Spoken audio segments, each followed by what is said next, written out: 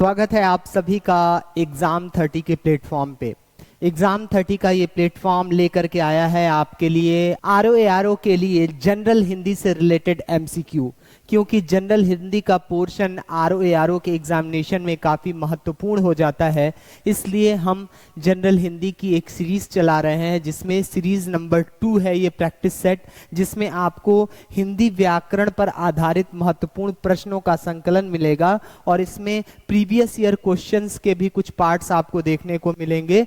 और अगर आप हमारा ऑफलाइन टेस्ट सीरीज ज्वाइन करना चाहते हैं तो आप हमारे दिए गए डिस्क्रिप्शंस के लिंक और नंबर पे संपर्क करके या कमेंट बॉक्स में बता करके भी हमारे ऑफलाइन आरओ के पेपर को ज्वाइन कर सकते हैं। ठीक है, तो चलिए स्टार्ट करते हैं। आज का पहला प्रश्न आपके सामने है, सभा का पर्यायवाची कौन सा नहीं है?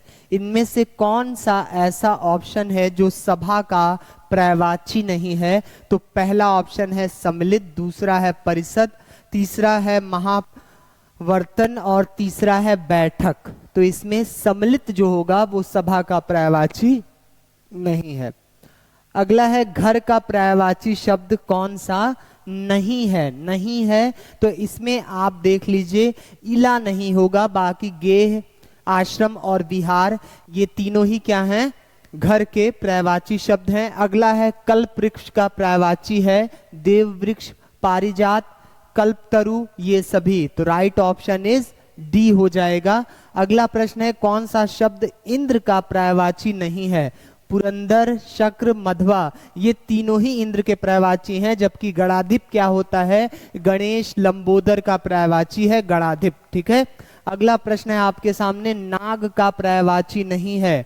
नाग का तो इसमें विषधर होगा, सर्प होगा, अई होगा, तुरंग नहीं होगा। तो राइट ऑप्शन सी हो जाएगा, क्योंकि तुरंग घोड़ा, अश्व को कहते हैं। कौन सा शब्द भ्रमर का पर्यायवाची नहीं है? तो इसमें शलभ जो है भ्रमर का पर्यायवाची नहीं होगा, बाकी मिलिंद, शिलीमुख और चंचरीक ये भ्रमर के पर्यायवाची हैं, जबकि शलभ पतंगा का पर्यायवाची है। ठीक है, अगला ऑप्शन है मीनाक्षी का पर्यायवाची शब्द है। कौन सा है बताइए मीनाक्षी का? तो मीनाक्षी का पर्यायवाची शब्द हो जाएगा आपका दुर्गा। दुर्गा हो जाएगा मीनाक्षी का पर्यायवाची शब्द। ठीक है, समुद्र का पर्यायवाची कौन सा है? तो समुद्र का पर्यायवाची अर्णव हो जाएगा, जबकि उदक जो होता है वो वाटर जल का है, विशंभर विष्णु का है और तंग गरीब का है। ठीक है, तो इसमें समुद्र का पर्यायवाची शब्द अर्णव हो जाएगा। अगला है अन्योन्याश्रित का अर्थ क्या है? तो ये हो जाएगा आपका राइट ऑप्शन, एक दूसरे पर आश्रित होना अन्योन्याश्रित कहलाता है। अनेक शब्दों के लिए एक शब्द। निम्न में कौन सा शब्द अनेकार्थक है जिसका एक से अधिक अर्थ निकलता हो? अंबर, बालक, साहस, पुस्तक। तो राइट ऑप्शन ए हो जाएगा अंबर, इसके कई सारे अर्थ निकलते हैं। अगला है सर्प, मेढक, सिंह, घोड़ा, वानर, हाथी आदि को समझाने वाला शब्द, यानी इन सभी के लिए एक शब्द प्रयोग होता है हरि। हरि का भी मतलब सर्प, मेढक, सिंह, घोड़ा, वानर में यूज किया जाता है। पलकों को गिराए बगैर, यानी जो पलकों को अपने झपकाए नहीं वो क्या कहलाता है? अपलक। ना उन्मिलित नहीं है, निर्मालित नहीं है और अनुभाषण नहीं है। तो क्या हो जाएगा राइट ऑप्शन? अपलक। अगला प्रश्न है जल समुद्र में लगने वाली आग को क्या कहते हैं? क्या दावानल कहते हैं, जल विद्युत जलप्रपात या बड़वा अग्नि? तो इसको कहते हैं बड़वाग्नि कहते हैं, जो समुद्र और जल में आग लगती है। ऋणात्मक का विलोम शब्द कौन सा है? ऋणात्मक। तो ऋणात्मक का क्या हो जाएगा? धनात्मक। ठीक है, ऋणात्मक का धनात्मक हो जाएगा। अगला है चिरंजन का विलोम शब्द। चिरंजन ये हो जाएगा नश्वर। चिरंजन जो लंबे समय तक जीवित रहे या मरे ही नहीं कहा जाता है, लेकिन यहाँ पे नश्वर है, जो नश्वर है जो नाश हो सकता है। ठीक है, जिसका नाश हो नश्वर कहलाता है। सन्यासी का विलोम शब्द क्या होगा? गृहस्थ हो जाएगा। ठीक है, गृहस्थ।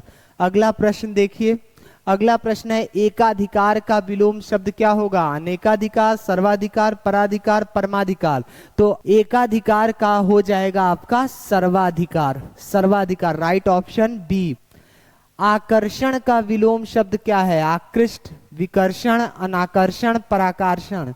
तो यहां हो जाएगा आपका विकर्षण।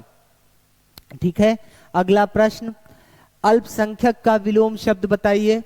अतिसंख्यक, बहुसंख्यक, महासंख्यक, बाहुल्य। तो बहुसंख्यक हो जाएगा।